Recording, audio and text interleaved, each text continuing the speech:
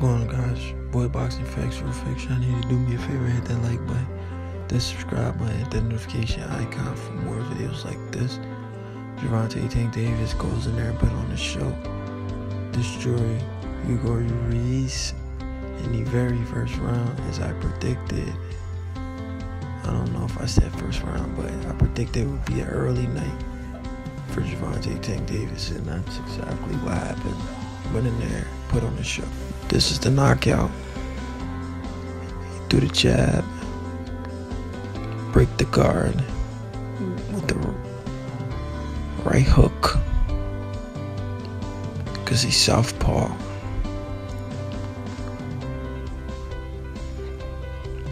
And I believe he broke Hugo Ruiz's nose with that shot. That's why it was a late reaction. He went down, and that was all she wrote. But I'm not gonna lie, it was a very impressive performance. The kid puts on the show. The kid hits you like a freaking Mike Tyson.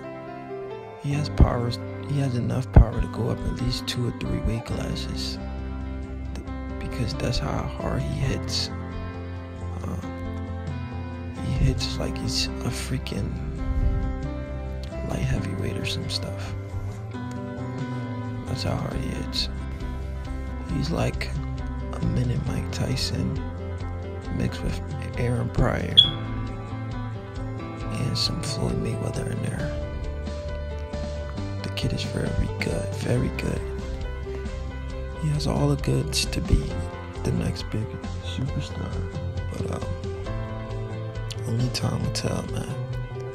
We have to see him against all the champions at 130. But he almost didn't fight for his title because he almost missed weight. But he came back after 30 minutes and he made weight. So he retained his title when he knocked this guy out today.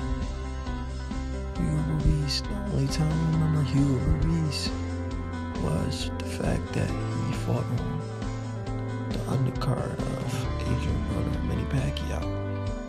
He won, but the night wasn't his night. He was in there against a better boxer, a sharper, bigger puncher, a knockout artist. Gervonta Tank Davis improved his record to 21 wins and 20 knockout. The kid is a problem, man. He's actually the real deal. But let's talk about some serious business. Now on to the next one. Like I said, Gervonta Davis would have made easy work with this guy, and that's exactly what he did. He went in there, put on the show. He showed that 18 months layoff had no effect. They could have threw him in there against another champion, and he probably would have done the same thing. I'm not saying the first round KO, but he would have got him out of there, because he's the best at 130 right now.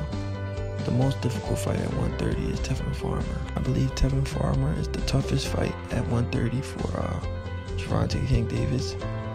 That fight can maybe become a pay-per-view fight. I mean, because the kid's star power is growing immensely.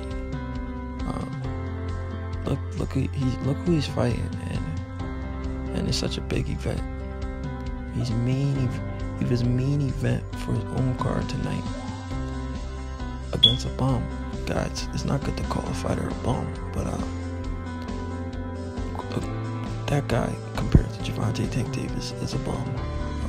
So we all knew it was gonna be an easy night in the office. But he done what he had to do. We can't really knock him too much because he was scheduled to fight at Namares, but that wasn't the case. So he got this guy out of it. But what's next for Gervonta Tank Davis, man? I personally would like to see Gervonta Tank Davis versus Tevin Farmer. Or he should save Tevin Farmer for last, for the undisputed. Gervonta Davis should try to pursue a fight with a guy like Miguel Burchett, or try to unify with the other WBA champion. The other WBA champion would have been Machado. But Machado just got upset by a guy named Cansatius, whatever his name is. So I like to see Gervonta Davis go fight that guy to get another WBA belt. He has the WBA Super. He can go get the WBA regular from Cansatius, who just beat Machado with a devastating body shots. But that's what I'm saying. I want to see unification fights. I believe Gervonta Davis beats everybody at 130. He's the best at 130. He just needs to prove it. I mean, Lomachenko is not there no more, so there's nobody at 130. No champion at 130 can beat Gervonta Tank Davis. But Gervonta Tank Davis may have a mandatory, the winner, Abner, Cherry, and some other guy. But that would be a good fight for Gervonta Tank Davis as well. But that's not the fight I want to see. I want to see Gervonta Tank Davis versus the guy with the WBO belt. I think it's a Japanese guy.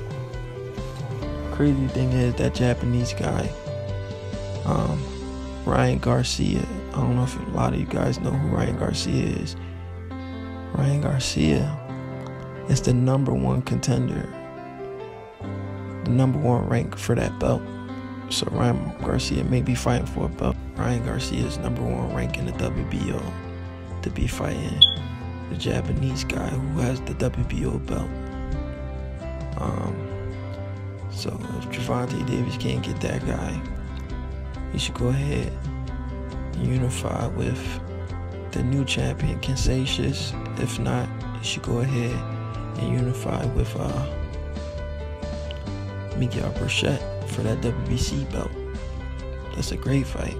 Since him and Tevin Farmer has a history together, they should save that fight for last for the Undisputed Championship of the world.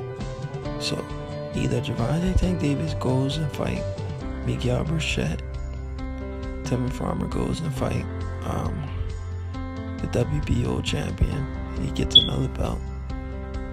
Gervonta Davis fights either Cansatius. He has to fight one of these guys. I want to see Undisputed Champion. I want to see Gervonta Tank Davis versus Tevin Farmer, or make that fight next. I think that's a pay-per-view fight. Tevin Farmer has a pretty good following now. Gervonta Davis has an amazing following. Everybody likes the kid. The kid puts on a show. There's one kid, you know, when he goes in there, you're gonna put on a show. You're gonna get your money worth. You're gonna get a knockout. You don't go in there to outbox. You're going in there to knock you out. But yeah, guys, this was an impressive victory by Gervonta Tank Davis, which I believe it would have been against Abner Mares as well. But I can't take too much from this fight based on the fact everybody knew he was gonna win. He went in there. He looked too sharp. We didn't see no ring rust. And he just over manpower his man. He just manpower his man. He overpowered him. Completely broke this guy down, like I said he would. And he did it in one round.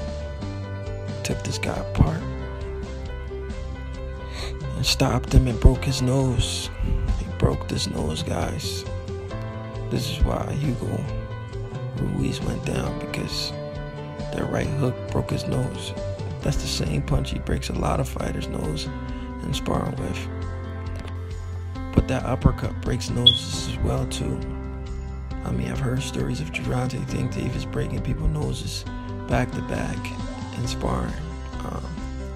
So I won't be surprised if he does it in a road fight. Because sparring, you're not really going 100%.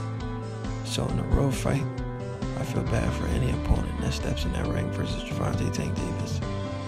The guy's a force to be reckoned with. He's a deadly body puncher and a vicious headhunter.